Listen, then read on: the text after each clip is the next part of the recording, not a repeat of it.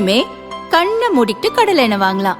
ஏன்னா மந்த்ரா கடலை எண்ணெய் இதயத்தின் தயாரிப்பு. வறுக்க பொரிக்க ஏன் எல்லா சமையலுக்கும் மந்த்ரா தான். மந்த்ரா கடலை எண்ணெய், அபார ருசி, ஆரோக்கியமான உடல் நலம்.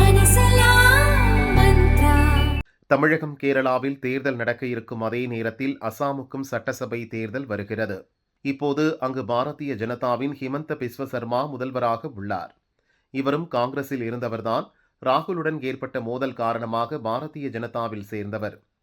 இதற்கிடையே காங்கிரஸ் தேர்தல் பிரச்சாரத்துக்காக 3 நாள் பயணமாக அசாம் செல்ல முடிவெடுத்தார் பிரியங்கா. அந்த நேரம் பார்த்து அம்மாநில முன்னாள் காங்கிரஸ் தலைவர் பூபேன்குமார் போரா பாரதிய ஜனதாவுக்கு தாவிவிட்டார் என்ற செய்தி கிடைத்தது. 5 ஆண்டுகளாக காங்கிரஸ் தலைவராக இருந்த போரா 8 மாதங்களுக்கு முன் மாற்றப்பட்டார். இவருக்கு பதிலாக கௌரவ் கோகோய் தலைவராக நியமிக்கப்பட்டார். சட்டசபை தேர்தலில் காங்கிரஸ் வெற்றி பெற்றால் இவர்தான் முதல்வர். இப்படி ஒரு சூழலில்தான் கட்சி தாவினார் மாஜி தலைவர். அசாம் கிளம்பும் சமயத்தில் இப்படி நடந்துவிட்டதே என்று பிரியங்கா வருத்தப்பட்டாலும் அசாம் சென்ற பிறகு பல இடங்களில் பிரச்சாரம் செய்தார். இவருடன் அம்மாநில தேர்தல் பொறுப்பாளரும் கர்நாடக துணை முதல்வருமான சிவகுமார் சென்றார். செல்லும் இடங்களிலெல்லாம் பிரியங்காவுக்கு பெரும் வரவேற்பு கிடைத்தது. கூட்டமும் அதிகம்.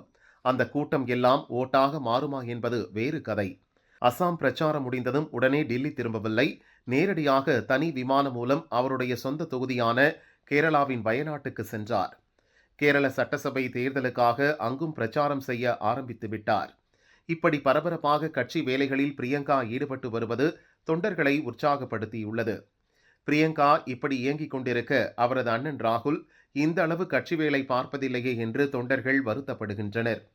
பிரியங்காவுக்கு இருக்கும் செல்வாக்குக்கு அவருக்கு தான் கட்சியில் முன்னுரிமை கொடுக்க வேண்டும் என்று கட்சியினர் அனைவரும் விரும்புகின்றனர். ஆனால் சோனியாவோ ராகுலுக்கு தான் முன்னுரிமை கொடுக்கிறார்.